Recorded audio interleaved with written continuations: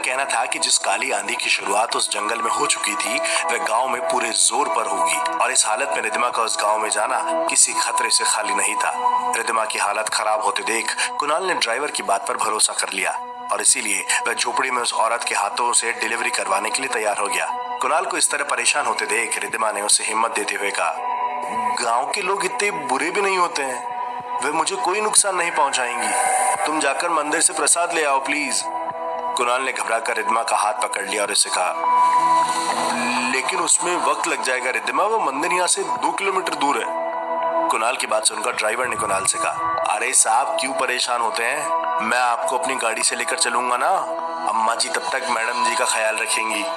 उस बूढ़ी औरत ने रिद्धिमा के सर पर हाथ रखकर उसे तसल्ली देते हुए कहा, परेशान मत हो बेटा, जैसे प्रसाद आ जाएगा सब ठीक हो जाएगा और तुम लोग जरा जल्दी आना, तब तक मैं सब ठीक कर देती हूँ। कुणाल को ना जाने क्यों उस औरत की बात पर भरोसा हो गया और ड्राइवर को लेकर कुणाल उसके बताए हुए मंदिर की तरफ चला गया, वे प्रसाद लेने जिसके लिए उस औरत ने कुणाल से कहा था।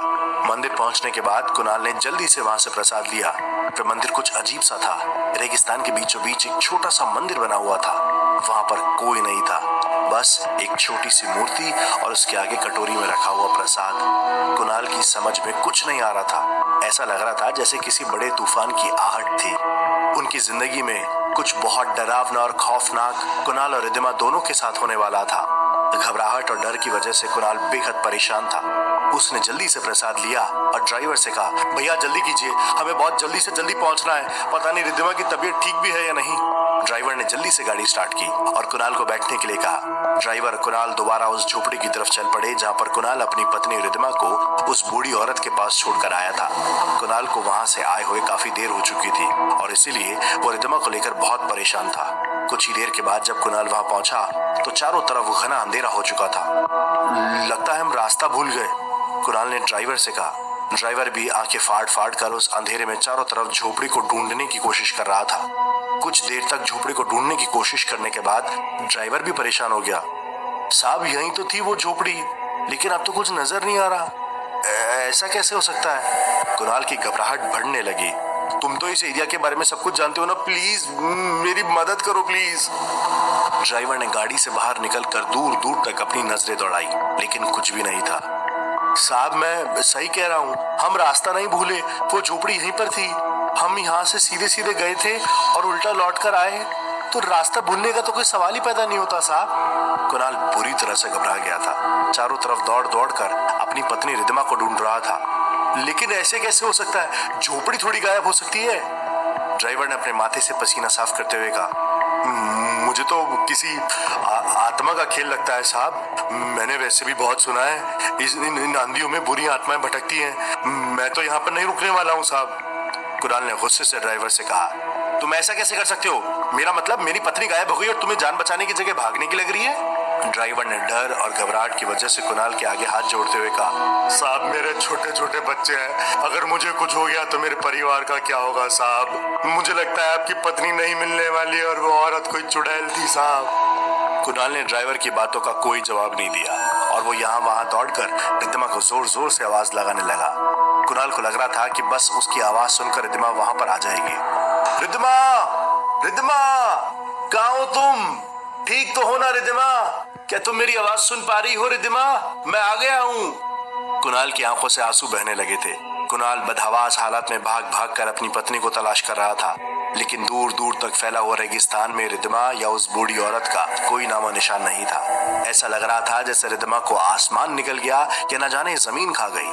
तभी कुणाल ने गाड़ी के स्टार्ट होने की आवाज सुनी। इससे पहले कि कुणाल कुछ कहता, वह ड्राइवर अपनी कार को वहां से लेकर के भाग गया। अब कुणाल उस रेगिस्तान में बिल्कुल अकेला था। रिद्धिमा के मिलने की सारी उम्मीद खत्म हो चुकी थी। कुणाल पागलों की तरह यहाँ वहां पर अपने मोबाइल की टॉर्च ऑन करके रिद्धिमा को उस झोपड़ी को ढूंढने की कोशिश कर रहा था, लेकिन वहां उस वीरान में सन्नाटे के अलावा कुछ भी नजर नहीं आ रहा था, सिर्फ रेत ही रेत। और इसी हिसाब से कुणाल को दूर दूर तक रेगिस्तान में किसी खतरे का इशारा हो रहा था। कुणाल की आंखों से आंसू बह रहे थे।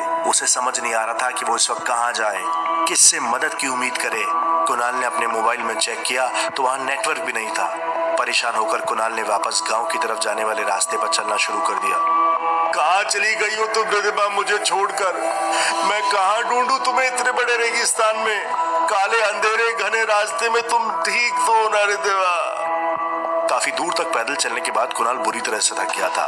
आधी रात हो चुकी थी। कुणाल एक जगह पर जाकर चुपचाप बैठ गया और कब उसकी आंख लग गई उसे पता ही नहीं चला।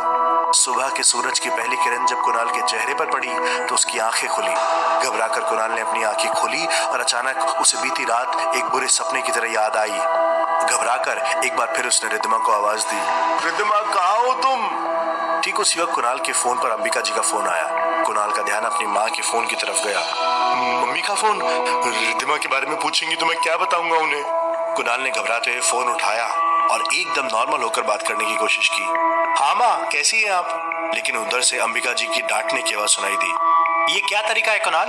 अगर तुम्हारे पास वक्त नहीं था तो 2 दिन बाद आ जाते। बहू को इस तरह अकेले घर भेजने की क्या जरूरत थी, वो भी इस हालत में? अपनी माँ की यह बात सुनकर ऐसा लगा जैसे कुणाल का सर चकरा गया। जमीन उसे घूमती हुई नजर आई। क्या कह रही हैं आप? अरे ठीक से सुनाई नहीं देता कि मैं क्या कह रही हूँ? रिद्धिमा को इस हालत में अकेले दिल्ली भेजने की क्या जरूरत थी? तुम्हें उसके साथ आना चाहिए था ना। और देखो वैसे भी बहुत दिन हो गए, तुम भी यहाँ पर आ जाओ अब। सब कुछ कुणाल की समझ से बाहर हो चुका था। वो कुछ भी नहीं समझ पा रहा था कि जो कुछ भी हो रहा था वो सब एक डरावना सपना था या फिर कुछ और। रिद्धिमा कल रात को रेगिस्तान से अचानक गायब हो गई थी और ऐसे में फिर उसका दिल्ली में होना ये कैसे पॉसिबल है? कुणाल ने अपनी माँ को जवाब दिया, सॉरी माँ, बस मुझे टाइम नहीं मिला। आप प्लीज रिद्धिमा का ख्याल रखिएगा, उसकी तबीयत। अंबिका जी ने मुस्कुराते हुए जवाब दिया, अच्छा कोई बात नहीं, लेकिन रिद्धिमा की तबीयत बिल्कुल ठीक है बेटा। शुक्र है भगवान का, अच्छी तरह यहाँ पहुँच गई, उसे कोई तकलीफ नहीं हुई।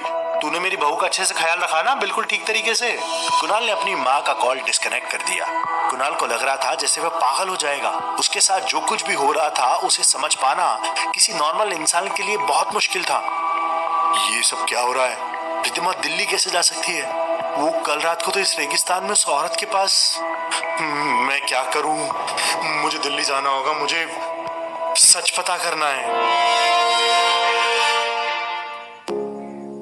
क्या सच में जो दिल्ली में कुणाल के घर पर थी वही रिद्धिमा थी? और बीती रात अचानक से रिद्धिमा रेगिस्तान से गायब हो गई, उसके पीछे क्या सच था? कौन थी वो बूढ़ी औरत? अब कुणाल क्या करने वाला था?